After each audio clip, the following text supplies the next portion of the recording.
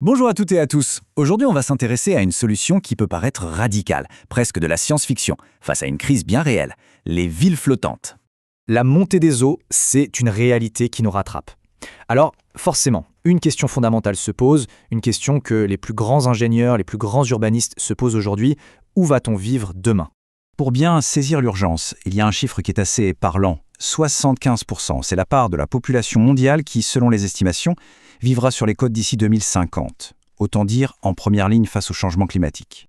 Alors, pour décortiquer tout ça, voilà comment on va procéder. On va d'abord regarder pourquoi on en est là, ce monde qui se retrouve sous les eaux. Ensuite, on plongera dans le rêve d'une ville sur l'océan, comment on passe de l'idée à la construction. On verra aussi que tout n'est pas si simple avec le prix de ce paradis. On parlera aussi de la nécessité de rester connecté à la Terre. Et enfin, on essaiera de voir ce que tout ça nous dit sur notre avenir sur l'eau. Bon, première étape, un monde sous les eaux. Il faut bien comprendre que ce n'est pas une projection lointaine. La menace, elle est inévitable et elle est déjà bien présente. Ce danger, il est palpable aujourd'hui. On le voit dans les atolls des Maldives ou de Polynésie qui sont submergés à la moindre petite tempête. On l'a vu de manière spectaculaire en 2012 quand l'ouragan Sandy a paralysé Manhattan pendant des semaines.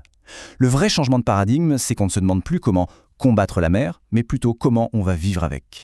Et c'est face à cette réalité qu'une idée un peu folle refait surface. Et si on construisait des villes sur l'eau ? Ça sonne très futuriste, mais en réalité, ce rêve d'une cité sur les flots est une très très vieille idée. L'histoire de la vie sur l'eau remonte à l'Antiquité. Pensez aux Bajau en Asie du Sud-Est ou aux Ouros sur le lac Titicaca, des peuples qui ont toujours vécu sur l'eau. Plus tard, au XIXe siècle, c'est la fiction qui s'en empare, avec Jules Verne et ses mondes sous-marins. Et puis, dans les années 60, ça devient plus concret. Jacques Cousteau prouve qu'on peut vivre sous l'eau durablement, et l'architecte Buckminster Fuller, lui, imagine carrément une ville flottante, visionnaire, Triton City. Alors, Triton City, c'était quoi au juste ? Eh bien, c'était un concept complètement fou pour l'époque, les années 60. Une métropole flottante pensée pour 1 million de personnes. Le principe était modulaire, on commence avec un petit quartier de 5000 habitants et on grandit. Et surtout, l'idée c'était une autonomie totale. La ville devait produire sa propre énergie, traiter son eau, ses déchets, un écosystème à part entière. Le projet était fascinant, mais il était beaucoup trop en avance sur son temps. On l'a jugé bien trop cher et pour être honnête, les matériaux nécessaires à sa construction n'existaient même pas encore. Triton City est donc resté à l'état de rêve. Mais aujourd'hui, les choses ont changé.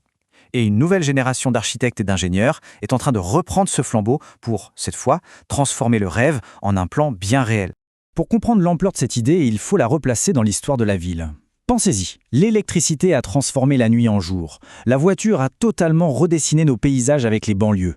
L'ascenseur, lui, nous a permis de construire en hauteur. Eh bien, pour certains, la ville bleue, c'est la prochaine étape logique, la prochaine révolution. C'est utiliser l'eau comme une nouvelle fondation pour notre vie urbaine.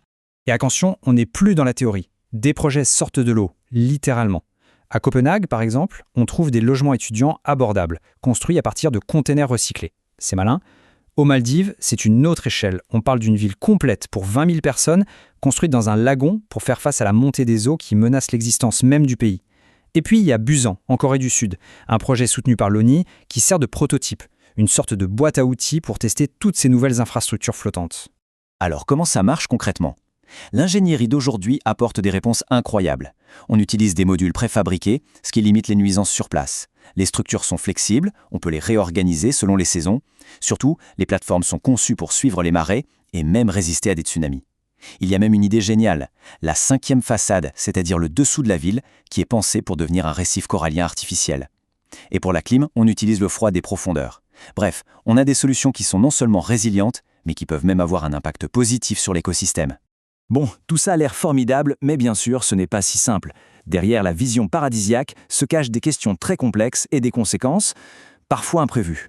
Prenons un exemple très concret. En 2017, en Polynésie française, des investisseurs de la Silicon Valley débarquent avec un projet qui, sur le papier, est fascinant. Une communauté flottante, impact environnemental zéro, totalement autosuffisante, une utopie durable. Sauf que la population locale n'a pas du tout vu les choses de la même manière. Pour eux, ce n'était pas une utopie, c'était une invasion. Une forme de néocolonialisme qui menaçait leur gagne-pain, leur culture, leur accès à des eaux qui étaient les leurs depuis des générations. Les mots sont forts. On va tout perdre. C'est notre maison. Finalement, face aux protestations locales, le projet a été abandonné. Il était perçu comme un simple terrain de jeu pour milliardaires. Et cet échec, il est très parlant. Il pose la question cruciale. L'innovation, oui, mais pour qui? Et surtout, aux dépens de qui?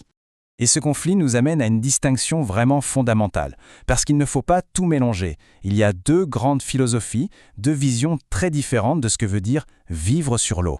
D'un côté, on a les villes flottantes. Leur objectif, c'est d'être une extension des villes qui existent déjà, pour les aider à faire face au changement climatique. Elles sont donc près des côtes, connectées aux infrastructures, c'est une partie intégrante de la société. Et de l'autre côté, on a ce qu'on appelle le seasteading. Là, l'idée est complètement différente. C'est de créer des nations privées, libertariennes en eau internationale, donc loin des lois, loin des impôts. C'est une vision beaucoup plus exclusive, souvent pour les plus riches. Alors, pour que les projets de villes flottantes réussissent et ne tombent pas dans les mêmes pièges, un concept clé émerge, celui de l'économie circulaire. L'idée, c'est que le déchet de l'un devient la ressource de l'autre. Concrètement, ça veut dire quoi? Eh bien, on pourrait utiliser le CO2 et les eaux usées des villes sur la terre ferme pour alimenter des fermes d'algues sur les plateformes flottantes. Ces algues, ensuite, on les transforme en biocarburant, en nourriture ou même en matériaux de construction qui capturent le carbone. C'est une symbiose où plus rien n'est gaspillé. Bon, après tout ça, qu'est-ce qu'on retient? Vers quoi on se dirige? Quel est l'avenir le plus plausible pour cette vie sur l'eau?